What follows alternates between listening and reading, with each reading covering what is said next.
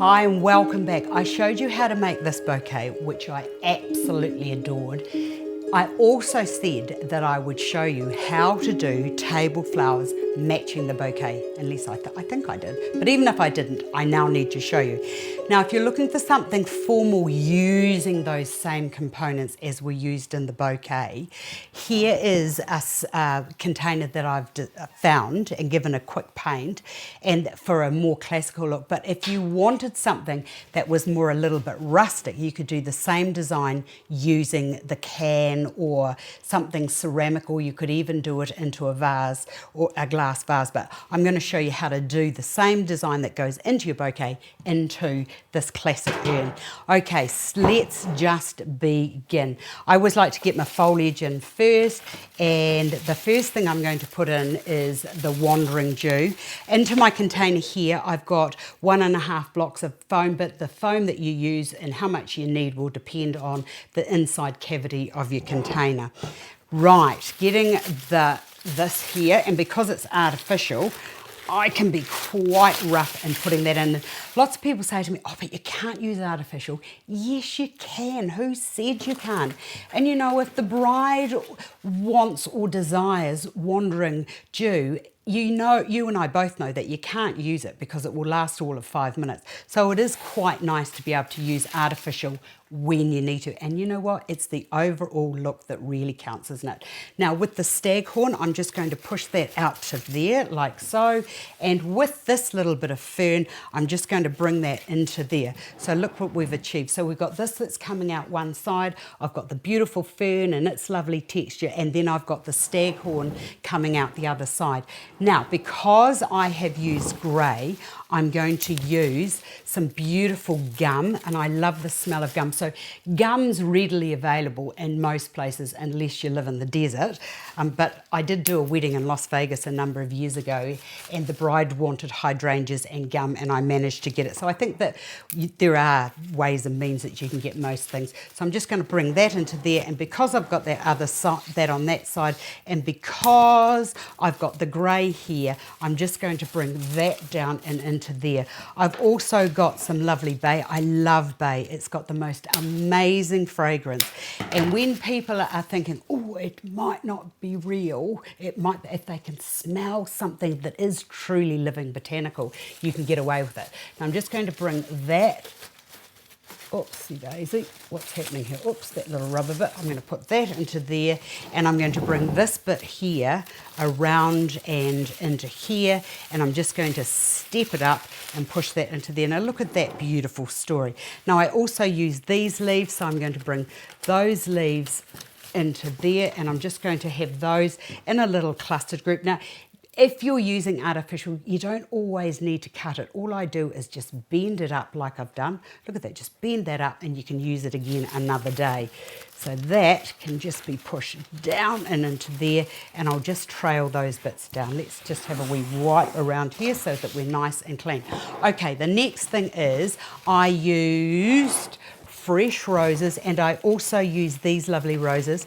Look at those, aren't they just beautiful? And look at those in with the real. You can't actually even tell the difference.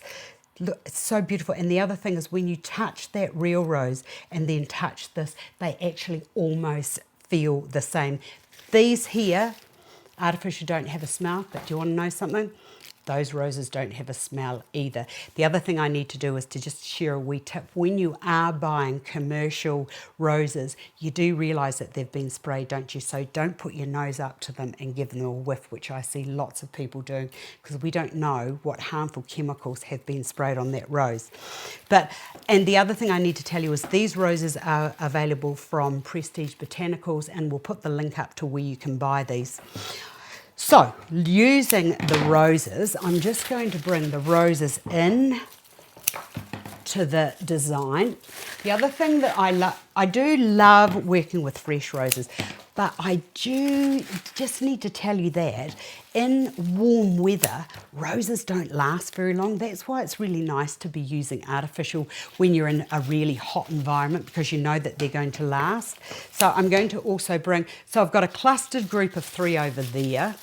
I'm going to bring 3 over to this side. And when you're buying roses, I can remember when I did my training, they used to come in 12s where you don't get a dozen of anything. Now it's all in a deck of 10. So put that into there. I'm going to, and take the leaves off as you go, and don't forget to slant cut each cut that you make on your stem, because that will just make it easier to insert down and into the foam. The other thing that you're going to have to contend with is there's quite a bit into there, but if you I go by feel, you just give it a wee push and it should just go into place. And I think that these roses need to be shown too. I'm going to put some down a wee bit lower too. I always like to leave a little bit of space when I'm putting my roses in so that you can actually see them for what they are. You know, you want to see a rose, don't you? You don't want it all shoved and hidden. Whoops, I've got a wee problem there. There we go. Put that into there like that. Now, when using the artificials, as I said, don't cut the stems if you don't need to. Just bend them up. And then I'll just bend that bit there down, and with big strong hands just give that a wee push like so.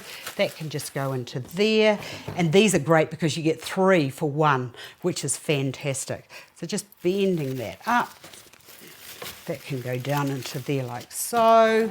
And then, oh, look at that, you can see each and every rose for its true beauty. So that's over to there, and I'll just bring that down, and I'll put. Now there's a little thing I didn't do which I should have done, but never mind, that's perfect. Okay, so do you want to add a bit of interest to this? I love these. Look at these. I just adore them. And these grow like a bromeliad. Boy, they are a bromeliad anyway, as far as I'm concerned. Now they're a little bit spiky, and even if the bride does want these in her bouquet, I'd be talking her out of it because they are prickly. Now, the other thing to look at when you're buying things, when I bought these the other day, I noticed that there were 1, 2, 3 little plants on this. There's none on this, but there's 2 on this side. They will grow. So I'll show you very soon in another clip how you can actually grow these to produce your own. Now, I'll just cut that on the slant and get rid of those bits there. And when you're touching these, be very careful because they are just like a pineapple and they are little prickly things. So I just would like to put, just for a little bit of interest, either 1, or if you wanted to, you could put 2 into here. I'll put 1 into there, and that one could just be placed a little bit lower. Hold on till I just get into here. Oh, just that little plastic thing, I should have taken that off, which makes me want to just slap myself. So that can just go into there, and there in fact, now I need to tell you my other rule. 2, 1 on its own is lonely, 2 is interesting, but 3 is visually more exciting. Now, if you're using 2, make sure that 1 is lower than the other.